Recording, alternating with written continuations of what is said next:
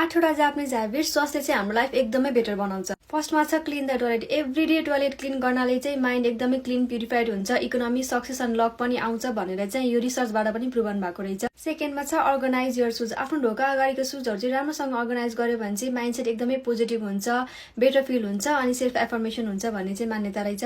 थर्डमा छ improve your posture. आफ्नो पोस्चरलाई maintain गरेर मिलाएर राख्नाले चाहिँ यसले चाहिँ आफ्नो थिङ्किङको माइन्डसेट पनि राम्रो बनाउँछ भन्ने मान्यता रहेछ। अनि अर्को छ इतादाकिमास। जापानिजहरू सबैजनाले खानुभन्दा अगाडि इतादाकिमास भन्नुहुन्छ भन्दा सबैजनालाई थाहा हुन्छ, तर यो इतादाकिमास भन्नुको पनि एउटा रिजन रहेछ।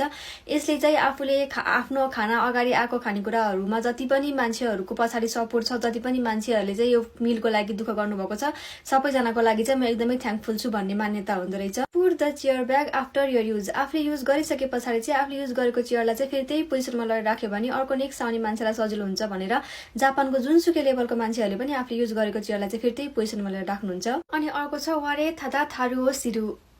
यो स्टेटमेन्टलाई आफ्नो लाइफमा युज गर्यो भने चाहिँ आफ्नो लाइफ बेटर हुन्छ भन्ने कुरा हो। यो स्टेटमेन्टको मिनिङ चाहिँ आफ्नो लाइफमा जे कुरा छैन त्यो कुरालाई लिएर सोचेर दुःख हुनुभन्दा आफ्नो लाइफमा जे कुरा छ त्यो कुरालाई लिएर चाहिँ ह्याप्पी हुनु सिक्नुपर्छ भन्ने यसको मान्यता हो। अनि अर्को छ ओखाके सामा। ओखाके सामादे आई एम गुड। कसैले के छ भनेर सोध्यो भने ओखाके सामादे आई एम गुड भनेर भन्नुको रिजन चाहिँ हजुर लगायत मेरो अराउन्डमा जति पनि मान्छेहरू हुनुहुन्छ उहाँहरूको कृपाले चाहिँ म सन्चै छु भन्ने मान्यता हुँदो रहेछ। अनि यो स्टेटमेन्टलाई पनि एकदमै राम्रो मानिने रहेछ। अनि लास्टमा छ early to bed early to morning.